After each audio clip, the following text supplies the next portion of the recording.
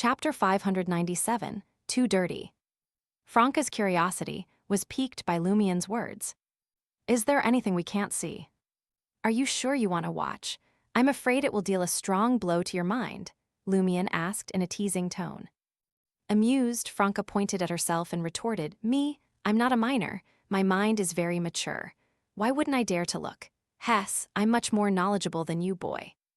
Jenna nodded in agreement, silently endorsing Franca's claim.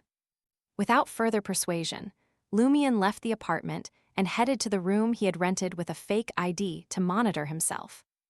Lugano was staying there with Ludwig. Franca followed with Jenna and Anthony, muttering, I thought it was something major. Isn't it just going to your godson? What impact on the mind? Lumien signaled for Lugano to retreat temporarily. Then, he retrieved 2 gruesome items from his traveler's bag, forming a humanoid figure with them. Maintaining an unchanged expression, Lumien looked at Ludwig and pointed at the 2 parts of Mad Lady's corpse. Is it edible? Edible, Franca was taken aback. Her gaze shifted between the repulsive corpse parts and Ludwig's boyish appearance. Suddenly, she felt a wave of nausea, as if her mind had been corrupted by the imagined scene. Indeed, Lumien's godson gained knowledge or abilities by consuming specific creatures, including humans. Memory, after all, was a form of knowledge. Franca couldn't suppress her urge to retch, regretting her decision to witness the cannibalistic act. To make matters worse, she knew the person who had been consumed, Mad Lady. She had interacted with her before. Jenna's face contorted, clearly struggling to contain her churning stomach acid. Anthony, a seasoned veteran accustomed to witnessing scenes of gore, subconsciously frowned. Ludwig scrutinized the 2 bloody corpse parts in Lumien's hands for a moment before slowly shaking his head. It's too dirty. Dirty? Could it be a reference to the severe corruption of the celestial worthy? Even you won't dare to swallow it for fear of something happening. Lumien threw Mad Lady's 2 corpse parts to the ground with regret, summoning a crimson fireball that was nearly white.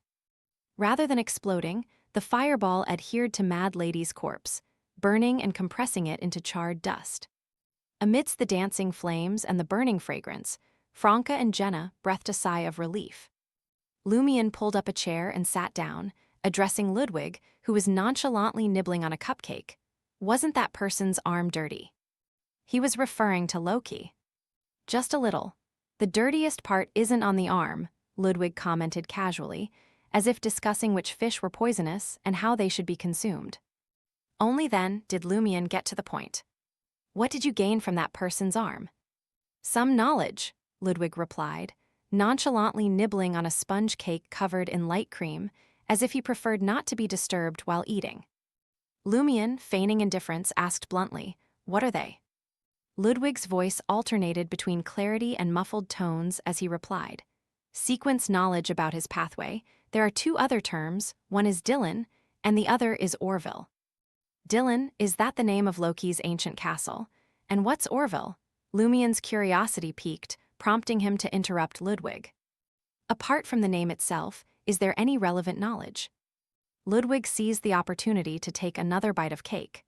After chewing and swallowing, he said, No, but these 2 terms seem to be connected. Orville should be the name of a place, and Dylan is the castle's name. Connected, name of a place, Castle Dylan is in Orville. Where is Orville? Lumien turned to Franca, Jenna, and Anthony, realizing they were clueless, shaking their heads in ignorance. After a moment of contemplation, Lumien spoke in a deep voice. Our next priority is to find information about Orville and Dylan through our respective channels. Getting nods of agreement from Franca and the others, Lumien asked Ludwig again, Anything else? His spirituality is quite abundant and his quality isn't bad.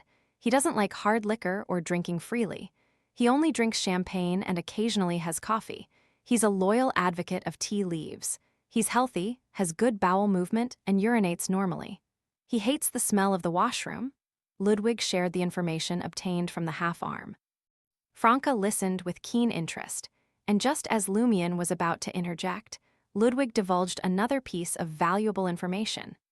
He owns Castle Dylan, but he doesn't reside there. He only returns occasionally. He's not the sole proprietor yet. Many areas there aren't accessible to him. Recently, he unlocked a room and acquired a dark gold mask.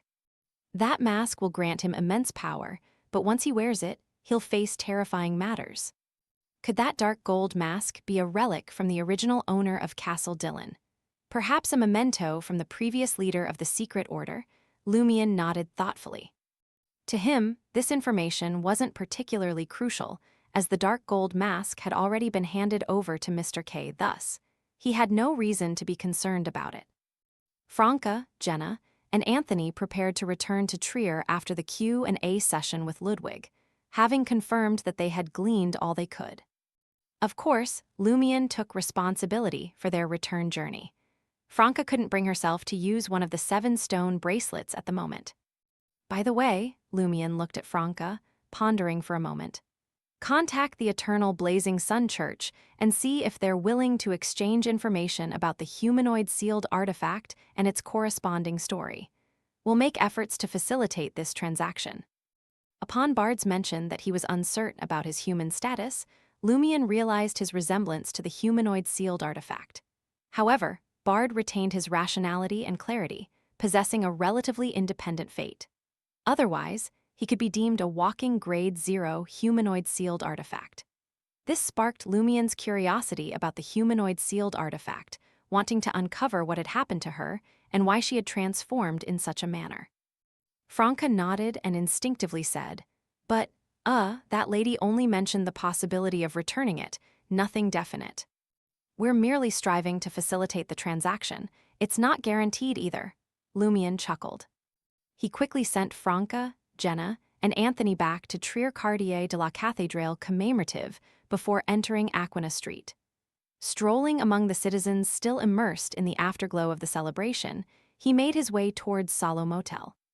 Half of the motel's 5th floor had collapsed, and the 4th floor was severely damaged. Ada, the owner, observed the scene with sorrow and helplessness. He wanted to cry, but the tears wouldn't come. At a certain point, Nolia of the Fertility Order approached Louis Barry, the adventurer overseeing Salo Motel. She spoke in a formal tone. "Your partner said you'd be responsible for the compensation." Lumion retrieved 10,000 gold risat from his traveler's bag and handed it to Nolia. Nolia glanced at his black coin bag and sighed with emotion.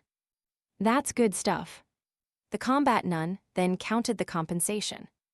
10,000 risat, that's enough to build 2 motels like this. How generous, just as expected from an adventurer who recently bagged a bounty of 300,000 gold risat. Lumion brushed off Nolia's teasing and continued, "This is the reward from the Paco family's commission." The Paco family, Nolia fell silent. The Paco family's matriarch, the current family head and his wife, all perished in this conflict. Lumion pressed on, weaving through the crowd as if on a leisurely stroll. In the dusk's afterglow, he heard singing, seabirds chirping, and citizens animatedly discussing the past few days. Did you see that? In the morning, seabirds came to pay their respects to the governor of the sea. Is this year's sea prayer ritual that successful? That's right. Back then, many vines grew crazily. Many people fainted from joy. This is Earth Mother's recognition of the sea prayer ritual. No, that's not right. It represents a bumper harvest. It means this year's fish harvest will fill ship after ship. Praise the earth, praise the mother of all things. Praise the governor of the sea. Though Lumion wasn't privy to the Church of Earth Mother's method to make citizens view the morning mysticism roundup as a miracle, he sensed joy and delight in everyone's hearts. Leisurely, he thought, I wonder if the remaining committee members of the Fisheries Guild have finalized the choice for the fake governor of the sea.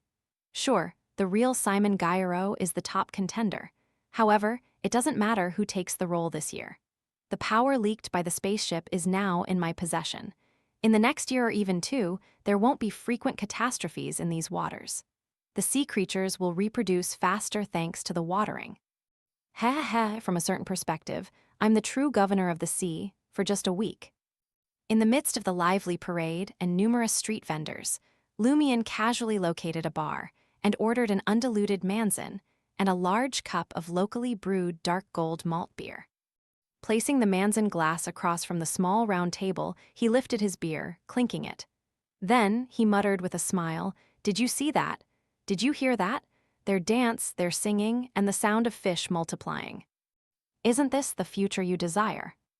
With that said, Lumion downed a mouthful of dark gold beer.